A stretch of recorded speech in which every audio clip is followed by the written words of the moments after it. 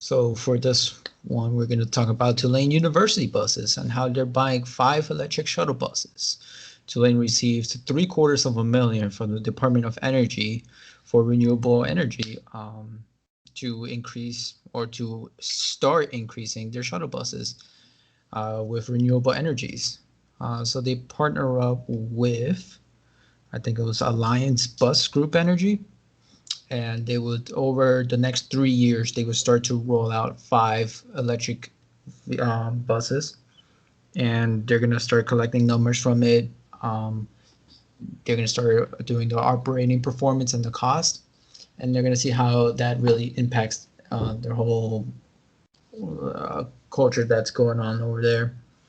They're saying that they get 160 users annually, so I'm kind of curious to see if all those users will be happy with the electric vehicles, how it's gonna impact routes, if it's gonna save them money in the long term over this 3 years, because you got to eat up that initial cost, and then the renewable energy savings will kick into play.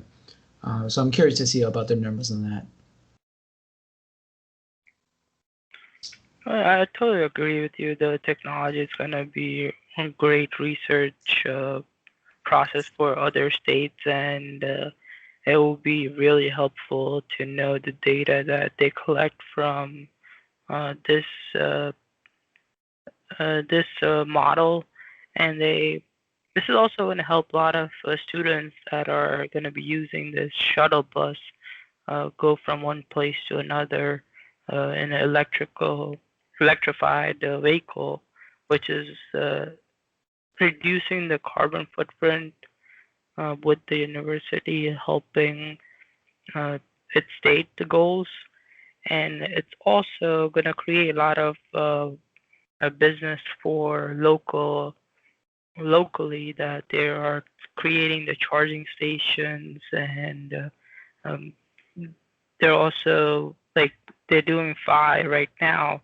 but if it's successful they can go for more buses um, within the New Orleans area.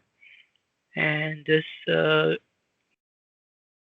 university is gonna be really innovative ways to figuring out this data, and then students can learn from collecting data. Also, they can probably do the research analysis on this um, with the collaboration of the campus and the Bywater University initiative.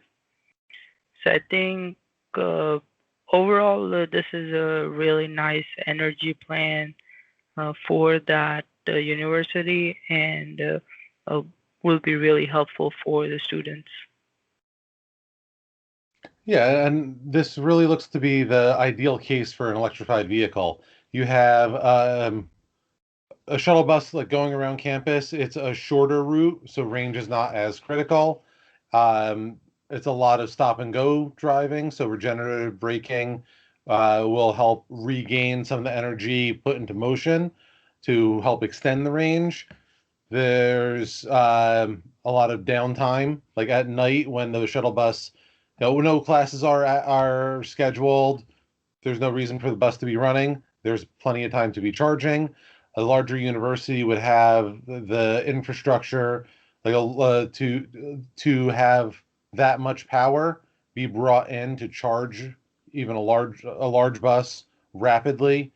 Um, and since it's a bus, not a car, there's a lot more room under the floor for batteries, and the weight of the batteries is not a as critical of a factor with a large bus um, as it would be with, say, a small hatchback or even a family sedan.